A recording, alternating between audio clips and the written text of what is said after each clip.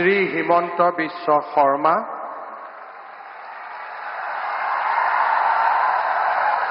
ঈশ্বৰৰ নামত শপত লওঁ যে বিধিৰ দ্বাৰা স্থাপিত ভাৰতৰ সংবিধানৰ প্ৰতি মই প্ৰকৃত বিশ্বাস আৰু আনুগত্য পোষণ কৰিম।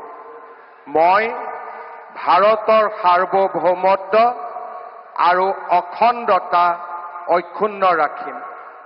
মই অসমৰ মুখ্যমন্ত্ৰী হিচাপে মোৰ কৰ্তব্য বিশ্বস্ততাৰে আৰু শুদ্ধ অন্তঃকৰণেৰে সম্পাদন কৰিম আৰু মই ভয় বা পক্ষপাত, অনুৰাগ বা বিদ্বেষ নোহোৱাকৈ সংবিধান আৰু আইন অনুসাৰে সকলো শ্ৰেণীৰ লোকৰ প্ৰতি ন্যায় আচৰণ কৰিম।